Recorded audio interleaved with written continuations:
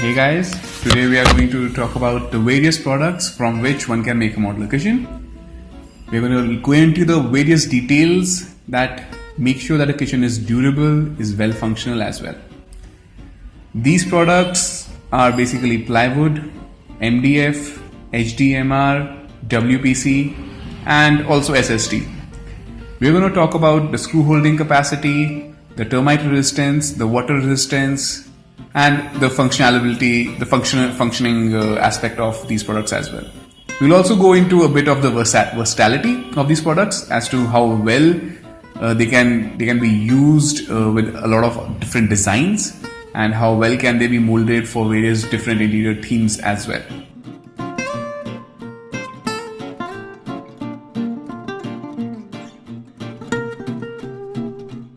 Starting from MFC or melamine face chipboard.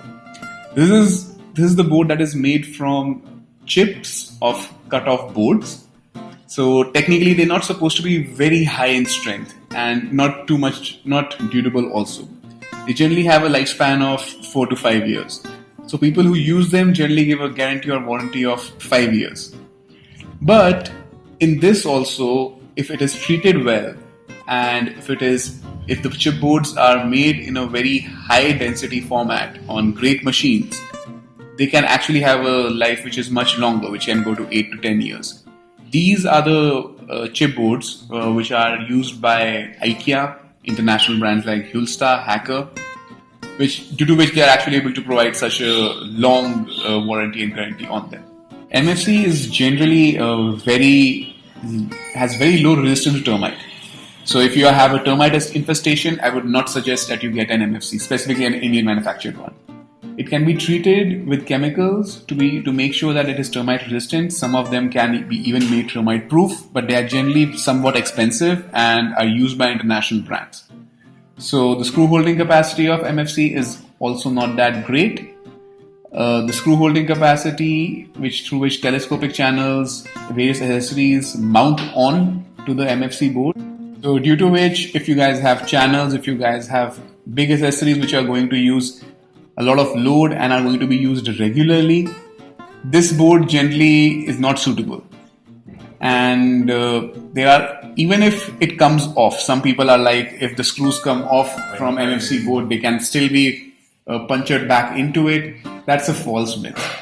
Generally, the Indian particle boards, they are so weak that if you screw the screws back into the same place or even near that same place, the strength is already halved. So again, the life is not that good. It is not waterproof also. It is one of the products which is actually very prone to moisture, and we can have various kinds of fungus that can infect this as well.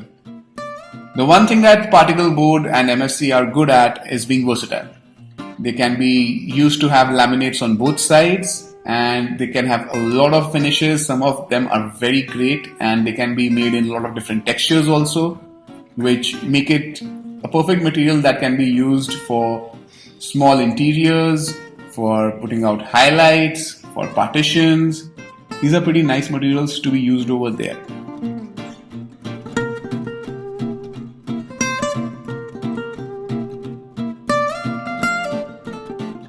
Density Fiberboard. This board is a great board and has much more better strength than the particle board. It can also be treated very well for termite resistance. This is the board that is basically used for you to paint your material on. The versatility of this board is very high. You can have laminates on it. You can have various number of paints that can be done on it. And the screw holding capacity of this board is also pretty decent. It's not as high as, say, plywood, but it still gives you a life of 7 to 8 years if done well.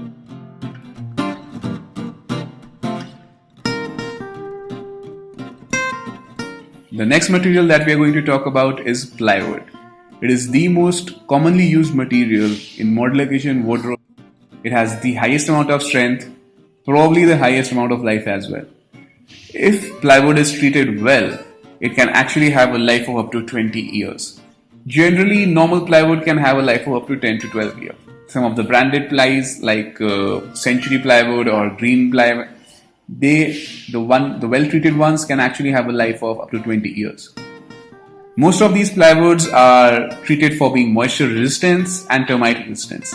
Some can also be treated to be moisture proof and termite proof, even though they are not 100% proof, but still they come pretty close. And with a life of 20 years or 10 plus years in some cases, it's a pretty good bet. It's the right reason why a lot of people use this product in India.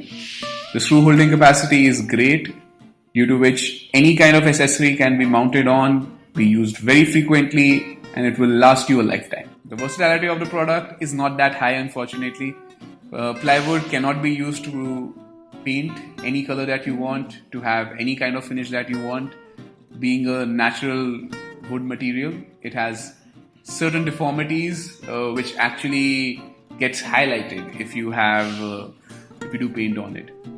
Otherwise, they go well with laminates, and they go pretty well with laminates. I would not say they go very well with acrylic. Some acrylic. If you have a really good ply, then that might go well with acrylic. Otherwise, if you have an acrylic sheet that goes onto the ply, they have certain indents, they have certain deformities that might show.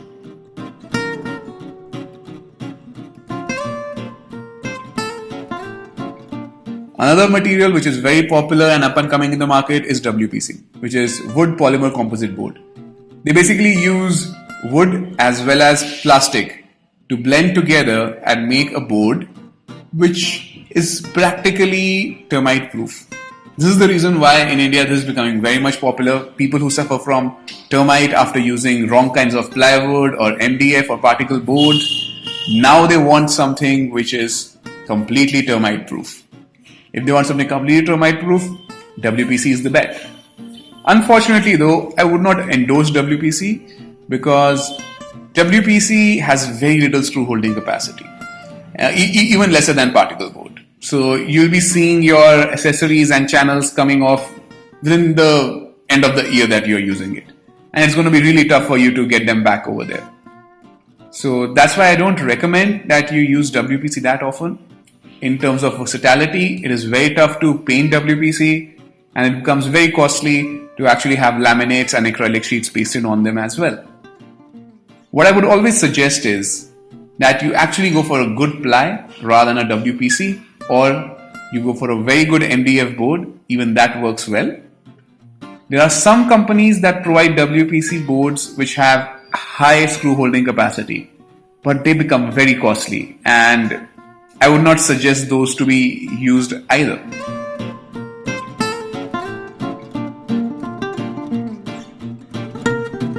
The last product we are going to talk about is HDHMR. This is High Density Fiberboard. This is the board which is one step above from MDF, and it comes pretty close to plywood in terms of strength and screw holding capacity.